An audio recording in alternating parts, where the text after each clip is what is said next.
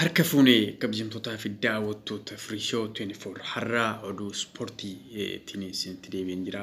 Taphoota guyyaa irraa gaggeeffaman akkasumas immoo mudannoo wantoota spoortii torba kana keessatti taphattoota irratti gahee fi akkasumas taphattootni kilaboonni gurguddaan akkamitti akka mo'atamaa jiran gara spoortiitiin har'a immoo gara kanaa isiniif dhufeen jira. Namoonni osoon kanatti isin chaanaalii kanaaf haaraa taatan akka subscribe gootanii nu hordoftan yeroo hundumaa jechuudha qophii spoortii babbareedaa kana isin daddabarsina. Kanaaf hundumti keessan chaanaalii kanaaf warri maatiin ta'in maatii ta'a isiniin jenna. Amma gara qophii spoortii guyyaa irraa qabadhee dhufeetan isin dabarsa. Kanatti irra haasa'u har'a guyyaa irraa kaa tapha bareedaa tapha akka maaliitti eegamu jechuudha darbiin Ingilizii jechuudha. Manchester City fi Arsenal ni taphatu isas wajjiniin ilaalla akkasumas immoo waa'ee haati mana Ronaldinho gochuu jechuudha. Ronaldinho guddaa kan Barcelonaaf taphataa ture jechuudha. Lammiin Biraazil tun haati isaa kan duuti isaan raas ni dubbanna akkasumas immoo darbii Marseille kan ta'e kan guyyaa kaleessaa taphatamaa ture. Akkasiin eenyuun akka goolabame akkamiin taphni sun maal fakkaata jedhu immoo irrattis ni haasofna akkasumas immoo gara La Liga Spain deemneet Levante fi Atleticoon maal keessa turan kaleessa kan jiru kana ilaalla. Ammas tapha guyyaa irraa Barsaa fi Cadiz walitti sadirratti walitti qaburraas ni haasofna jechuudha.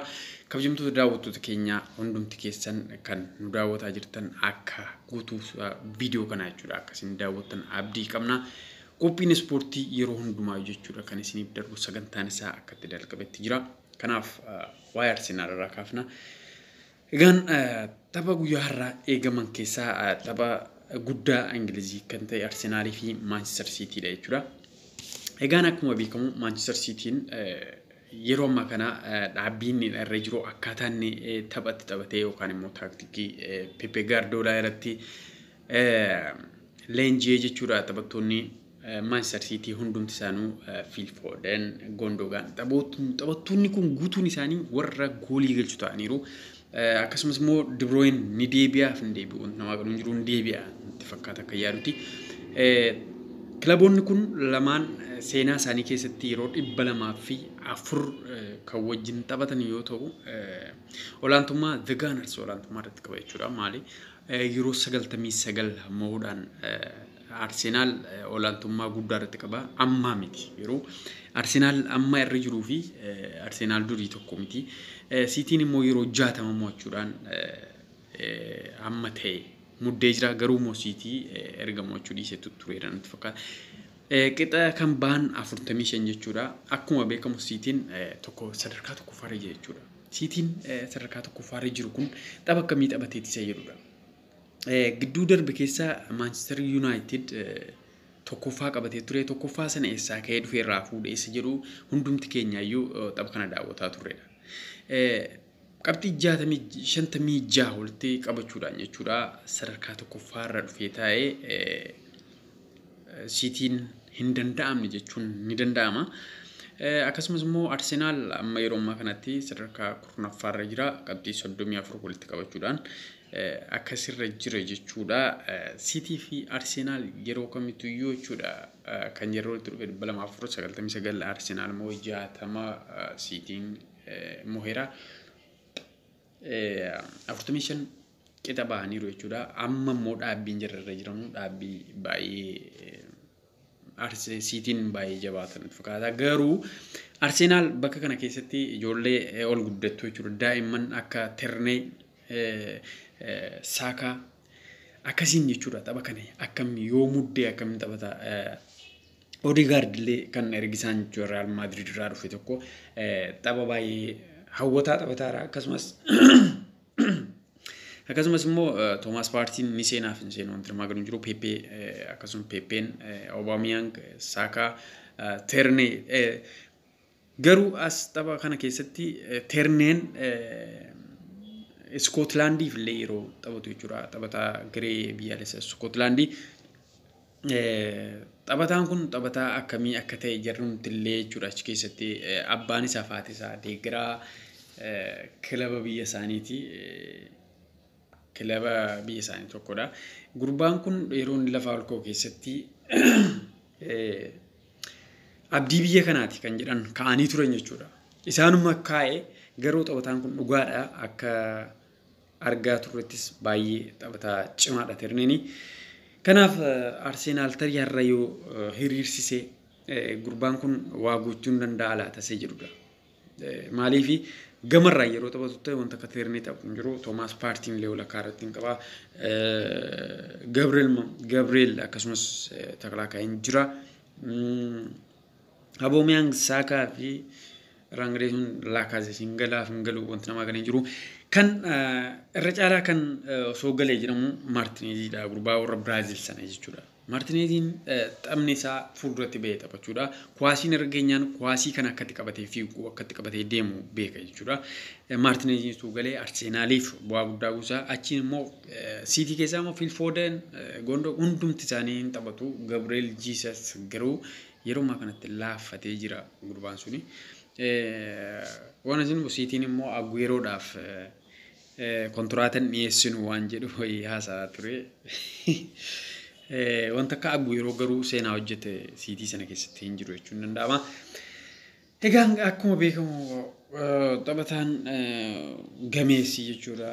Ronaldinho gochoon haati isaa jechuudha. Doonaa Migineenaan waggaa 71tti vaayirasii koronaadhaan addunyaa kanarraa boqotteetti jechuudha. Vaayirasii koronaa gaa namoota umuriin ol siqes ijoollees osoo hin jedhin wal duraa duubaan jechuudha. Kanatti fuudhee jechuudha. Akkasitti jechuudha Ronaldinho gochoon jajjabina siif haa kennu jenna. Akkas jechuudha sagantaan guyyaa har'aa kan ba'e keessa jiraaf kun isiniif dhiyaate. Kan immoo tasa irratti dubbachuu barbaannu derbii Maarsiisaay guyyaa kaleessaati jechuudha. Derbii Maarsiisaay guyyaa kaleessaa yoo fudhattanii ilaaltaniif jechuudha. Evertonii fi Liverpool jechuudha. Garaagarummaa makiinaadhaan konkolaataa yeroo deemtutti daqiiqaa 2 jechuudha. Wal keessa warra wal dhiibuu warra masaanuudha warri jedhamu keessaa tokkodha. Derbii Maarsiisaay kaleessaa eenyuun goolabame isa yeroo Anfiilditti Everton goolii 2-0dhaan Liverpooliin jechuudha. 2-0dhaan akkasitti dhahee mo'ateera. Virgil van Dijk Andre Gomez akkas ijoolleen kun dhabamuun Liverpooliin ni miidheera moo hin miine isa jedhu hundumti keessanuu hin beeku miidheera jechuun ni danda'ama. Maaliif Virgil van Dijk yeroo inni jiru keessatti Liverpool hammam mo'aa ture hammam immoo ofirraa eegaa ture isa jedhu beekuun ni danda'ama. Egaan Everton akkamitti cimee akkana taphate isa jedhu Everton goolii jalqaba galche sanaan banatee goolii 90 daqiiqaa 92 keessatti jechuudha goolii lammeessituu kana lammeessee jechuudha abdii kutachiise jechuun danda'ama. Anderson ammas cabeera Van Dijk Anderson Gomez ijoolleen kun caccabaniiru kaleessa illee tokko duuka bu'ee Anderson duuka bu'ee cabeera. Fuuldurri Liverpool kun maal ta'a jedhudha. Wanti nama dhufu shaampiyooniin bara darbee fi shaampiyoons liigiin bara darbee akkasitti dhukkeen irraa kaa'ati jechuudha. Liverpool qabxii 40 guurratee sadarkaa 6 jira jechuudha. Tarii shaampiyoons liigii bara dhufu keessatti hirmaachuu dhiisuu danda'a laata Awurooppaa liigiitti galuu danda'a jedhus beektonni tokko xiinxaltoonni tokko waan kana kaasaa jiru. Everton qabxii 40 innis garaagarummaa gooliitiin jechuudha sadarkaa 7 jira. Everton cimee tarii maal gochuu danda'a jedhu wanti beekamu jiru. Akkasitti darbiin Maarsiisaay jechuudha waan kana keessa darbe jechuudha. Amma gara La Liga Spainitti dabarraa. La Liga Spain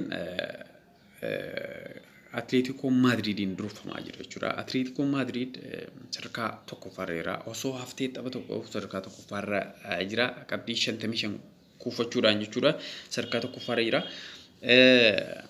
Madrid 52 sadarkaa lammaffaarra tapha isaa fixee jechuudha. Torbee 24ffaa fixeera. Sadarkaa lammaffaarra Barcelona sadarkaa sadaffaarra jira jechuudha. Akkasiin jechuudha kaleessamoo maaltu uumame seerudha. Garaagarummaa sila bal'ifataa deemu geebaaf bal'ifataa deemu Atletico Madrid 2019 asitti yeroo jalqabaatiif jechuudha dirree ofirratti muhamee jechuudha kasaaraa keessa galeera. Levanteen 2-0dhaan jechuudha Atletico Madrid mo'atee akkasitti jechuudha kasaaraa keessa galchee jira Atleetiikoo Maadriid jechuudha. Egaan Atleetikoon tokkoffaarra jira qabxii 55 Levanteen 8ffaarra qabxii 31 kufachuudhaan jechuudha. Garuu 2-0dhaan mo'ee akkasitti dhibbise jechuudha. Har'a guyyaa har'aa jechuudha Baarsaa fi Kaadiis 3 PM irratti walii wajjin qabu. Baarsaan qabxii 46 sadaffaarra jira. Kaadiis 15ffaarra jira jechuudha. Tapha guyyaa har'aa eegaman keessaa isa tokkodha. Baarsaan kana mo'ee garuu tapha 23 ta'a haftee tokko isa hafa. Maadriid garuu fixateera jechuudha. Yoo tapha kana lamaan har'aa fi sattaan yoo mo'ate Baarsaan gara lammaffaatti ni deebi'a jechuudha. Kanaaf tapha baay'ee hawwataadha jechuun ni danda'ama. Akkasitti jechuudha. Jaaf walakkaa PM irratti Arsenaalii fi Manchester City tapha bareedaa daawwanna.